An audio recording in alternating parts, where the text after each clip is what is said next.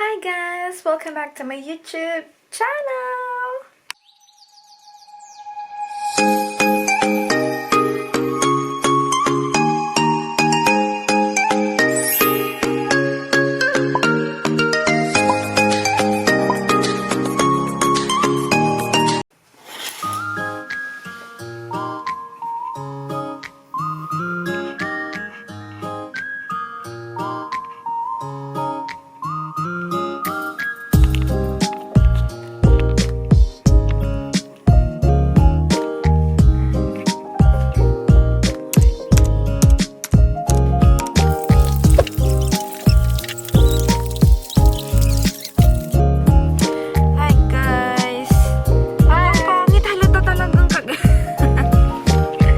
Kagigising mo?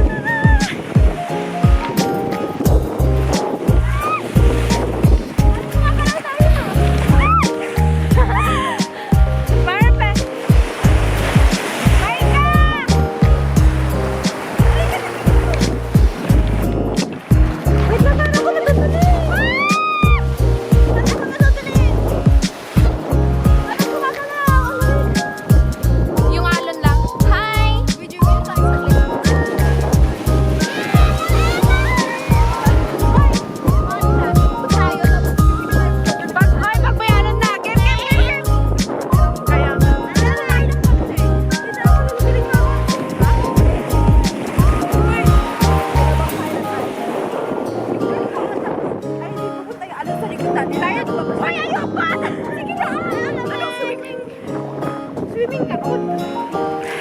Alam mo, gusto ba ng surfing? Ay, gusto mo daw ako.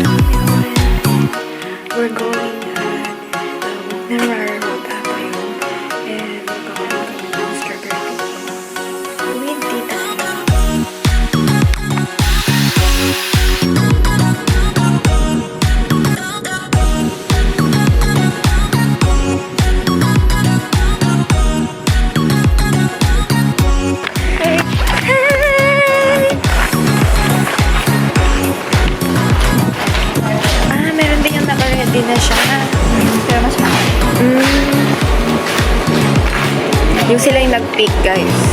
Pwede kayong bumili po yan. Yung mga dalawang box. Diba? Magkano? Pero mas maganda kasi pag ikaw yung magpipick para feel na feel. Ano?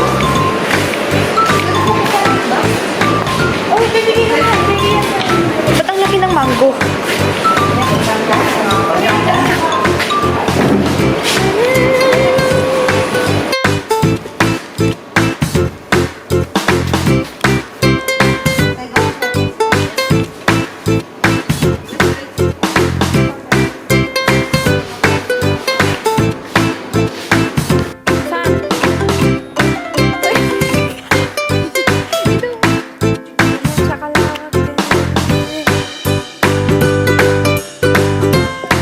Saan na mag-start?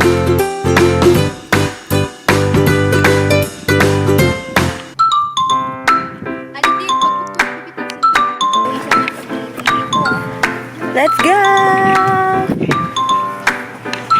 So, pupunayin namin to. Ito lang binili namin and then libre na lahat na makukuha namin. Hindi. Okay lang. Nararamdaman ko na nga eh. Ito, oh! This!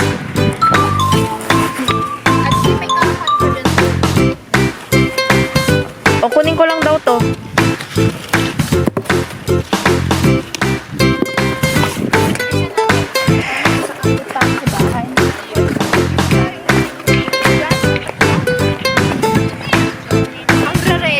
Oh my God!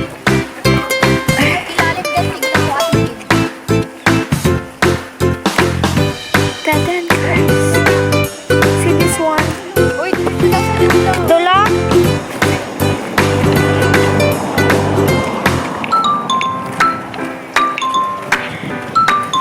Ganda. Oo. Wala pa nakikitang malaki.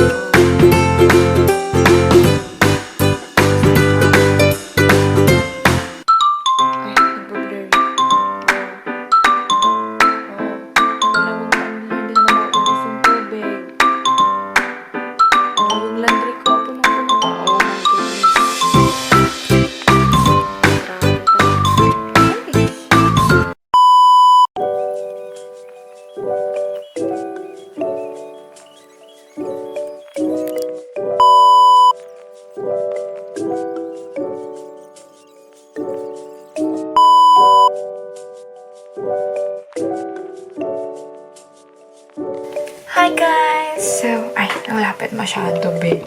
Para na akong, zoom. So guys, nakita niyo naman siguro yung, mga unang clips na nilabas ko. Yun kasi yung, nag-strawberry picking kami. Mag-focus ka nga eh. Mag-focus ka. Masyado akong malapit. Try natin nila yun. Ay, ang lapit. Kita yung pores. So, nag-strawberry picking kasi kami noon. Last week ata yan. And then, after, bago kami nag-strawberry picking, nag-swimming kami, nagkayaan kami ng mga cousin ko mag-swimming sa Sorrento Beach. Malapit lang dito. Parang mga nasa 25 minutes drive lang ata yun. So, ayun. Naisipan kong mag-vlog. So, linog ko yun. And then, after nun, nag-strawberry picking kami nila Tita Ivy. And then, after that, medyo naging busy sa school. Tapos, ito na nga, ito na. So, ewan ko kung Katniel fans kayo, pero ako kasi grabe. Simula nung sa growing up pa lang, inaabangan ko na talaga sila. Grabe yung pagkaabang ko talaga sa kanila. Tapos, nakita ko kasi yung grow na nangyari sa relationship nila, sa kanila mismo as an artist and as a personality. Tapos, talagang ina-idolize ko kasi talaga si Catherine Bernardo ever since. And then, katapusan ng November, guys, grabe yung pumutok na balita. Pumutok talaga. Hiwalay na nga sila. Grabe, no? Grabe. Nagulat ako nung nangyari yun. Pero, bago pa kasi yun, nung may napansin na kasi ako noon, tas hindi lang din kasi ako alam kong lahat ng Katniel fans. May napapansin na rin kasing parang kakaiba sa love team. Diba? Chinismis yung Katniel dito sa vlog. Hindi, share ko lang. Yun na nga, may napansin kasi ako na parang may kakaiba sa love team nila. Mas lalo nung parang Thanksgiving or Christmas ball atay ng ABS-CBN nung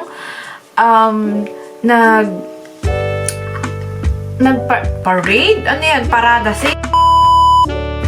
Nung nagkaroon ng Christmas ball nga, hindi sila sabay na naglakad sa may red carpet. Pero at least kasi napawi yung mga Katniel fans nung nakita pa rin sila sa Palawan ata or Bora. And then yun parang, hindi totoo yung rumored na hiwalay na sila, ganyan-ganyan.